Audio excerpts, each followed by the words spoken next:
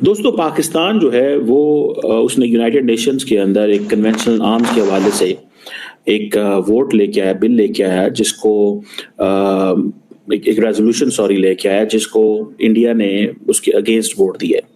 एक ही मुल्क है जिसने उसके अगेंस्ट वोट दिया और वो इंडिया है। पाकिस्तान को धमकियां दे रहा होता था। अब तो वो समझते हैं कि ये आपस में लड़ के मार जाएंगे, तो इनसे तो इनसे क्या लड़ना है? इग्नोर करो, इनको इग्नोर करो। तो वो पाकिस्तान को तो समझ लो कि कोई किसी खाते में ले ही नहीं रहे। सर आपको नहीं लगता जबकि हमारी इंटरनेशनल कोई हैसियत है नहीं, तो हमें ऐसे यूनाइटेड नेशन के बड़े बड़े फोरम्स को इग्नोर करना चाहिए? जाते हैं तो और बेइज्जती होती है ना। क्या इनको अपने मुल्क की बेहतरी कैसे हो, इसके ऊपर यूनाइटेड नेशंस का जो प्लेटफॉर्म है क्या उसका इस्तेमाल नहीं करना चाहिए कि साहब यूएन का प्लेटफॉर्म हमें मिला है, चलो पाकिस्तान की बेहतरी। पाकिस्तान का नाम किस जगह पे था आप बताओ। आप पाकिस्तान का पूछ ना, पाकिस्तान की वर्थ कहाँ है, पाकिस्तान कहाँ पे है? तो पाकिस्तान का नाम ना अच्छों में था ना बुरों में था। उन्होंने ये बताया कि हम आपको गिनते ही नहीं है किसी भी चीज में, आपकी वैल्यू ये है। अब India, for example, it cites reasons like national security, regional stability, and then India talks about the fairness in the international framework. Fairness से मुराद इंडिया का ये है कि भाई अमेरिका भी तो करे ना, सोवियत यूनियन भी तो करे ना, और मुल्क भी तो करे ना, हम ही क्यों करें?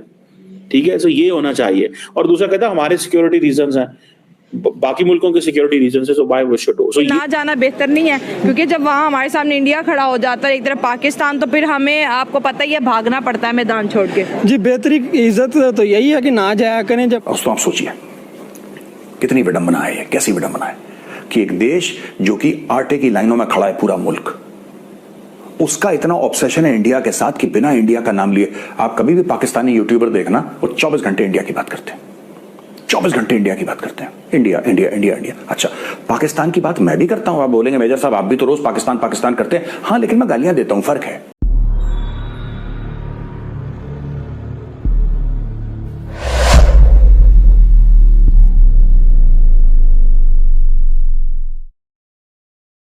दोस्तों पाकिस्तान जो है वो उसने यूनाइटेड नेशंस के अंदर एक कन्वेंशनल आर्म्स के हवाले से एक वोट लेके आया, बिल लेके आया, जिसको एक रेजोल्यूशन लेके आया, जिसको इंडिया ने उसके अगेंस्ट वोट दिया है।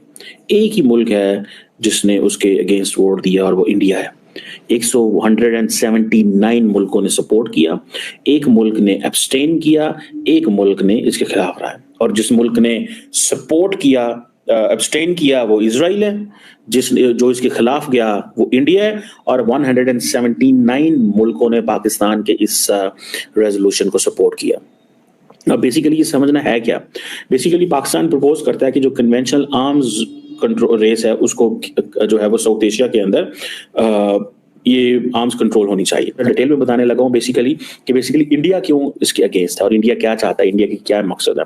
पहली बात तो ये है कि इंडिया जो है वो 1968 में न्यूक्लियर नॉन प्रोलिफरेशन ट्रीटी आई, जिसका मकसद ये था कि न्यूक्लियर वेपन्स को प्रिवेंट करना है फैलने से। पाकिस्तान की जो थ्योरी है ना पीछे, पाकिस्तान की थ्योरी ये है कि इंडिया को बहुत बड़े पैमाने पे अमेरिका और बहुत सारे ममालिक जो है वो इक्विप कर रहे हैं, वेपन्स दे रहे हैं, and Pakistan is getting in a disadvantages position. As Pakistan gets in a disadvantages position, Pakistan को ये चाहिए कि हम इसको इंडिया के ऊपर डिप्लोमेटिक प्रेशर डालें कि वो इंडिया ना ये वेपन्स ले सके। ठीक है जी।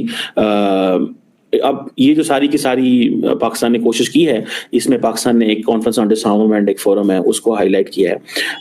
पाकिस्तान ने जिसे वो कहते हैं ना कि पाकिस्तान कहता है कि जो conventional arms control and regional and सब रीजनल लेवल्स पे ये चीज़ें होनी चाहिए। इसी तरह सेक्रेटरी जनरल जो है वो ये समझता है कि उसको भी कहा गया है एंड ऑल दैट।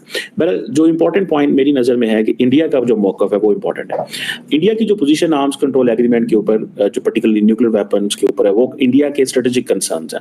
और वो कहता है जी हमारी जियोपॉलिटिकल रियलिटी डिफरेंट है, जिसमें चाइना है, पाकिस्तान है। इंडिया कहता है जी हम आर्म्स कंट्रोल के खिलाफ नहीं है, लेकिन हम आर्म्स कंट्रोल करेंगे नहीं। अच्छा, दुनिया का हर मुल्क ये कहता है कि हम आर्म्स कंट्रोल के खिलाफ नहीं है, लेकिन every country in the world they go against when they are asked to go for an arms control. ठीक है जी। अब India, for example, it cites reasons like national security, regional stability, and then India talks about the fairness in the international framework. Fairness से मुराद India का ये है कि भाई America भी तो करे ना, सोवियत यूनियन भी तो करे ना, और मुल्क भी तो करे ना, हम ही क्यों करें? ठीक है, तो ये होना चाहिए। और दूसरा कहता है हमारे सिक्योरिटी रीजंस हैं, बाकी मुल्कों के सिक्योरिटी रीजन से, so why we should do. So ये जो रीजनल सिक्योरिटी रीजंस हैं, चाइना की वो मिसाल देते हैं कि वो कहते हैं जी कि हमारा जो इंडिया की जो न्यूक्लियर पॉलिसी है ये इन्फ्लुएंस हुई है चाइना के ताल्लुकात की वजह से। वज़ीर आज़म को उन्होंने होटल का जो जिधर से कचरा निकलता है ना गार्बेज, उधर से निकाल के आपको उस गाड़ी में बिठा के लेके गए हैं। हाँ। तो आप कहते हैं कि आप यूनाइटेड नेशन में पाकिस्तान का केस लड़ने गए हैं। हाँ। बड़ी बात है। फनी लग रही है बात।